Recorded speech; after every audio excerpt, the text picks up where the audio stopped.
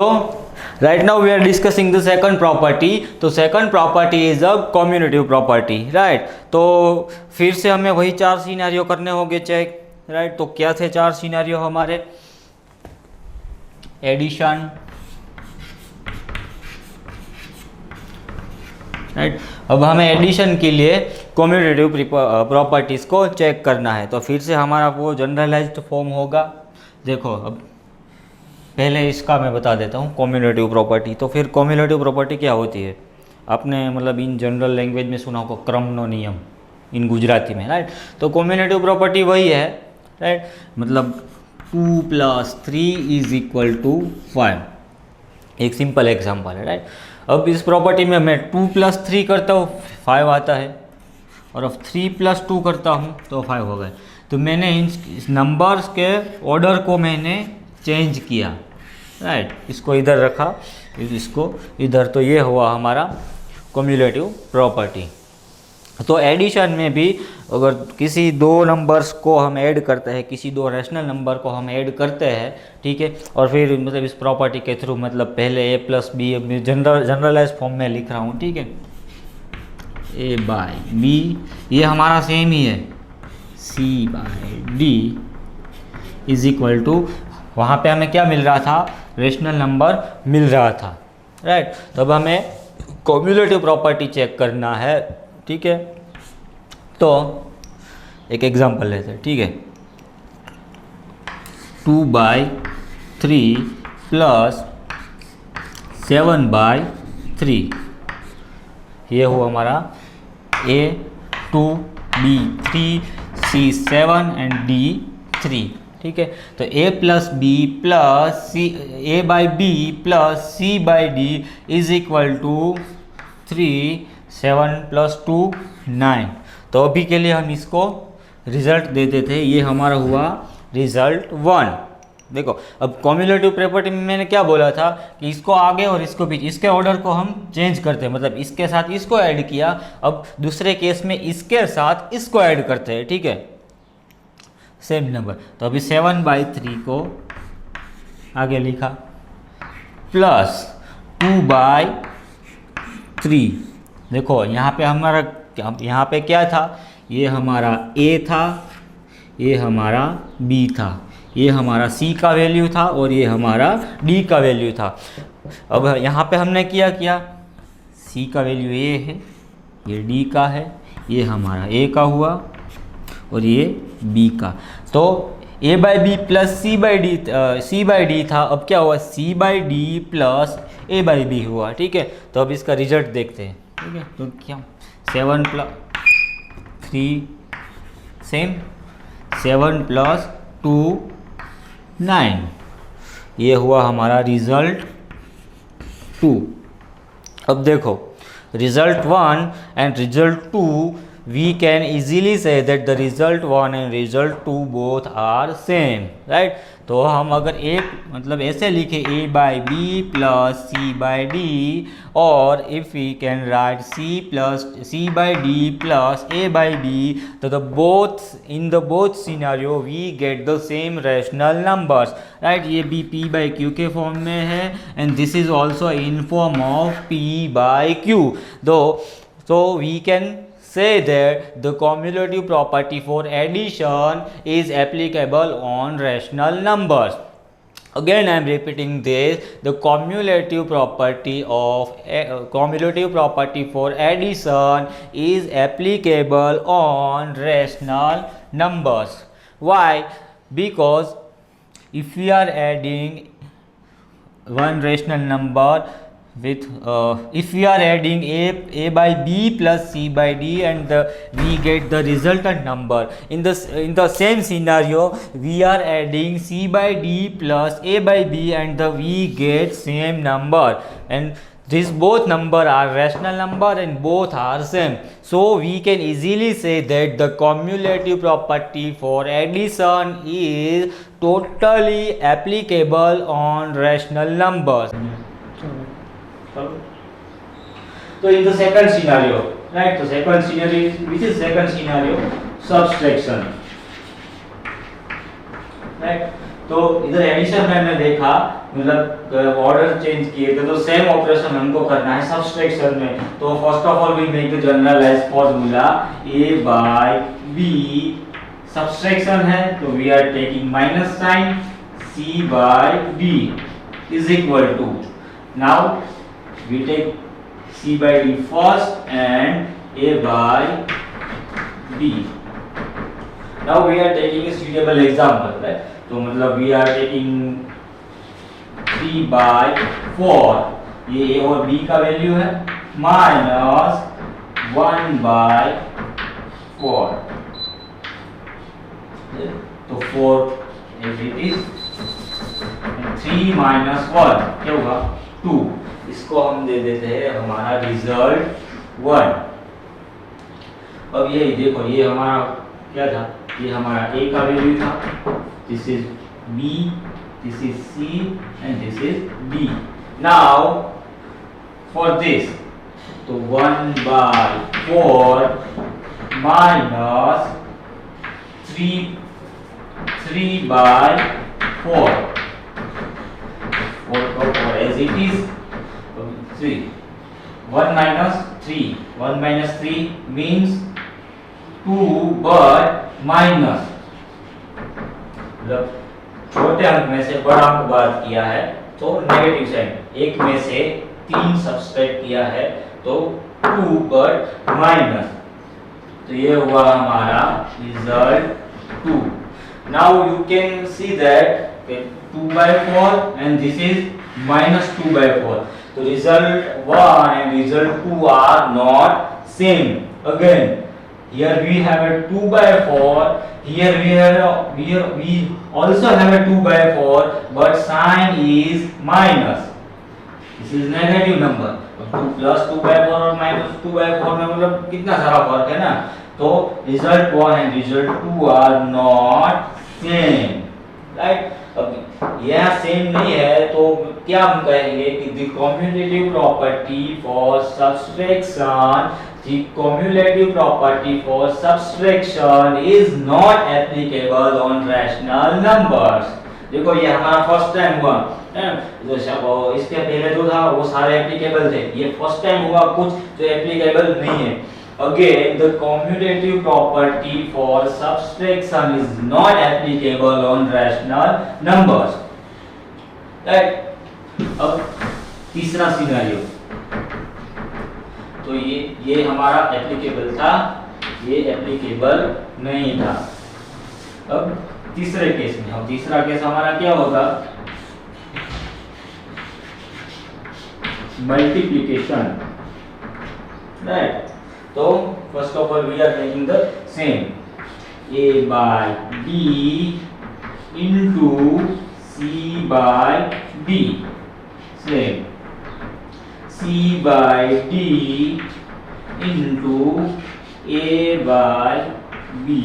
अब इसको देखकर मतलब यू कैन इजीली थिंक, मतलब सपोज मतलब 2 into 3 is equal to 3 into 2, तो ये सेम ही होने वाला है, ठीक है। 2 into 3 6, 3 into 2 6, तो हमें पता है, देखो ये देख के हमें पता चल जाता है कि ये एप्लीकेबल होगा। चलो इसका एग्जांपल करते हैं, ठीक है। और इसका example 6 by 4 multiplied by 3 by 4, right? So 4 into 4 16, 6 into 3 6 into 3 18, right? तो ये हुआ हमारा रिजल्ट 1। फिर इसके लिए 3 by 4 into 1 और a और b का था 6 by 4, 4 into 4 16, 3 into 6 18, right? तो ये हुआ हमारा result 2। So now we can easily see that the result 1 and result 2 both are same। देखो इधर साइन का भी कोई डिफरेंस नहीं है, this is positive and this number is also positive and this is in form of p by q and this is also in form of p by q, तो all conditions are true. all the conditions are true, so we can say that the cumulative property for multiplication is applicable on rational numbers. Again, the cumulative property for multiplication is applicable on rational numbers. Right, तो इधर क्या था, हमारा summation के लिए applicable था, subtraction के लिए एप्लीकेबल नहीं था, मल्टीप्लिकेशन के लिए फिर से एप्लीकेबल था। तो now we are looking for fourth scenario. Fourth scenario is division. तो डिवीजन में भी मैंने इक्वेशन बनाया है a by b divided by c by d is equal to c by d divided by a by d। देखो, अगर ये same होता है तो हमारा प्रॉपर्टी एप्लीकेबल होगा, अगर ये सेम नहीं होता है तो हमारा प्रॉपर्टी एप्लीकेबल नहीं होगा। ठीक, तो एग्जांपल लिया है, ये है हमारा a का वैल्यू, ये हमारा b का वैल्यू, सेम ये c का और ये d का। तो देखो ये डिवीजन है, राइट, 6/4 डिवाइडेड बाय 2/3। तो हम इसको ऐसे भी लिख सकते हैं 6/4 इंटू 3/2। ये कैसे हुआ, सी 6/4 डिवाइडेड बाय 2/3। तो ये जनरलाइज फॉर्म में कैसे होगा, 6/4, राइट। इसके होल डिनोमिनेटर में ये 2/3 ये होल होगा, राइट। अब इसको हम मल्टीप्लिकेशन में अगर लेना है, मतलब ये ऊपर आएगा तो ये क्या होगा, इसका रेसिप्रोकल नंबर हो जाएगा। Reciprocal number means inverse number. Suppose 2/3 is our number, and if I am taking reciprocal number, then 3/2 is reciprocal number of this number, right? तो इसको हम ऊपर लेंगे तो होगा 3/2। तो ये सेम ही है, राइट। डिवीजन में से मैंने मल्टीप्लिकेशन में कन्वर्ट किया है, राइट। तो फिर क्या होगा, 4 × 2 8, 6 3 18। ये हुआ हमारा first result. Now this is the value of C, this is the value of P, and this is for A, this is for B. So 2, 3 and 6 and 4. Now we do the same. 2/3 is same, it is, इसको multiplication में लेने के लिए इसका reciprocal हुआ। तो इधर 6/4 था तो इसका रेसिप्रोकल होगा 4/6। Now 3 × 6 18 and 2 4s are 8. See, we have a second result.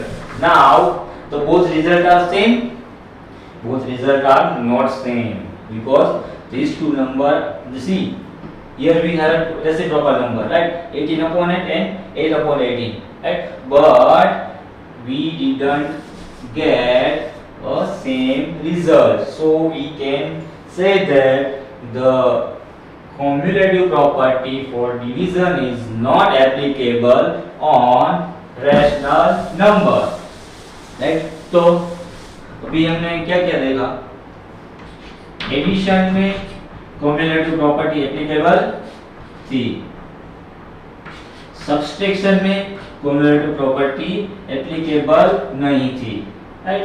Multiplication में cumulative property applicable थी, एंड डिवीजन में cumulative property applicable नहीं थी।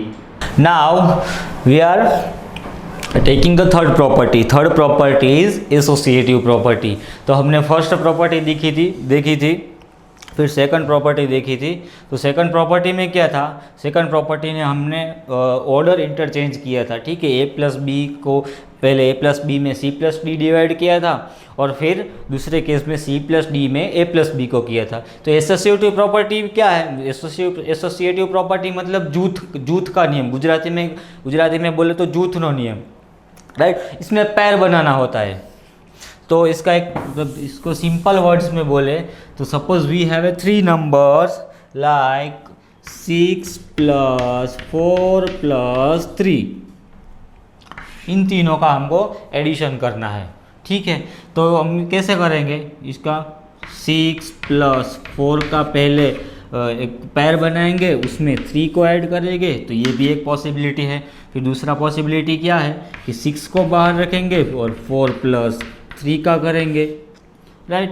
और फिर एक पॉसिबिलिटी फिर क्या है कि 4 को बाहर रखेंगे और 6 + 3 का करेंगे। देखो सबका रिजल्ट सेम मिलेगा। 6 + 4 10 + 3 13, 4 + 3 7, 7 + 6 13, 6 + 3 9, 9 + 4 13। तो all 3 results are same, right. तो यही ऐसा ही कुछ है हमारा जो एसोसिएटिव प्रॉपर्टी है वो। तो फिर से हमें 4 सिनेरियो डिस्कस करने पड़ेंगे, addition, subtraction, multiplication and division.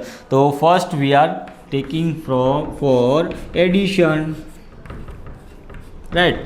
तो we are taking, first of all we are making एक generalised form a + b + c + d +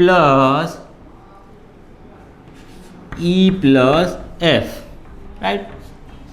अब इसका तो a + b को बाहर रखेंगे और c/d + e/f, right. And then e/f को बाहर रखेंगे, c/d + a/b, राइट। ऐसा कुछ बनेगा हमारा।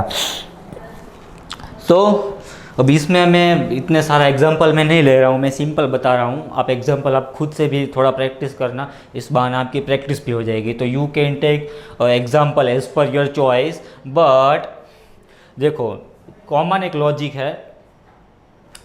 लॉजिक है कि अगर हमने वहाँ पे लिखा था a/b c/d, और एडिशन में तो हमारा दोनों प्रॉपर्टी में एप्लीकेबल ही था, इसमें भी एप्लीकेबल होगा। You can take example as per your choice and you can check it. I am just telling you that this property is applicable for addition. So the associative property is applicable for rational numbers, right? Associative property, so this property is applicable, right? Same as it is summation में भी, subtraction में भी।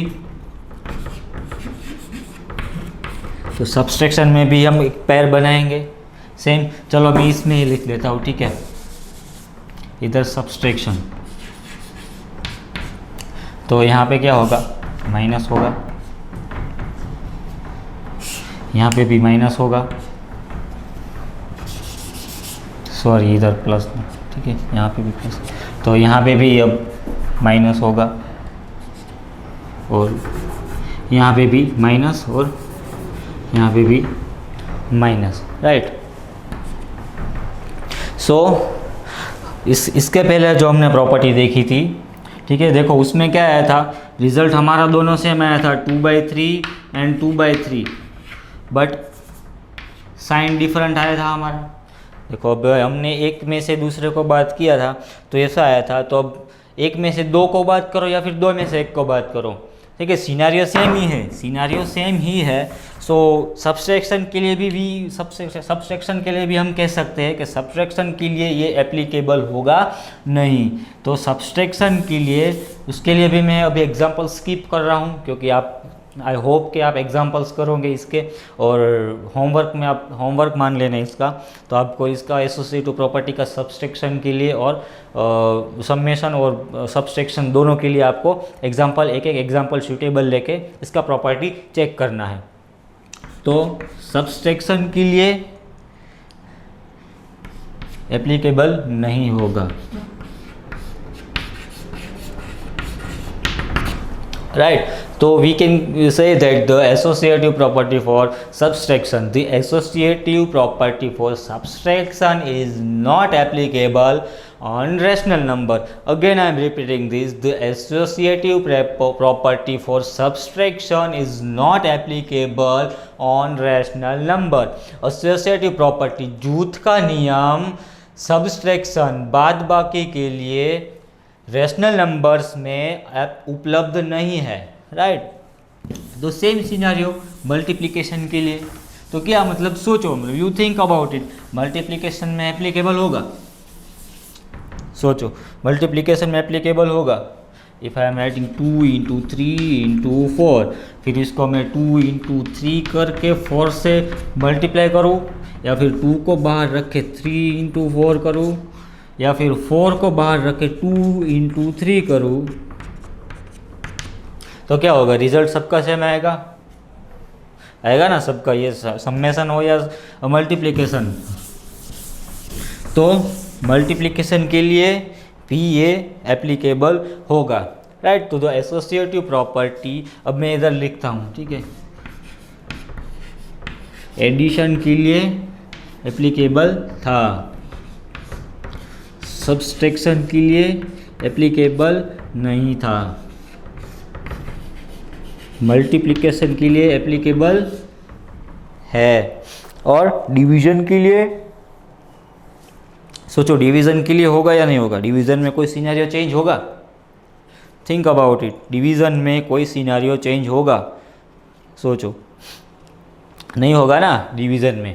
Division में भी जो हमने 2 number को divide किया था तो हमें क्या मिला था? रेसिप्रोकल नंबर मिला था ना। अब वो हमने लिया था 8/18 लिया था, जो मतलब पिछले सिनेरियो में, पिछले प्रॉपर्टी में जो डिवीज़न वाला क्या था, हमको 8/18 मिला था, और सामने क्या मिला था? 18/8। नंबर्स हमको सेम मिले थे, वो ऐसा लगता है नंबर सेम है भी, नंबर भी सेम नहीं है, ये फिगर सेम है, इसलिए आपको लगता है कि numbers are same, but numbers are not same, but at the end we got reciprocal number. So तो उस प्रॉपर्टी में भी डिवीज़न के लिए नहीं था एप्लीकेबल, और यहाँ पे भी सेम होता है कि डिवीज़न के लिए एप्लीकेबल नहीं है। तो again I am repeating this, the associative property for addition is applicable on rational numbers, the associative property for subtraction is not applicable on rational numbers, the associative property for multiplication is applicable on rational numbers, and the associative property for division is not applicable on rational number.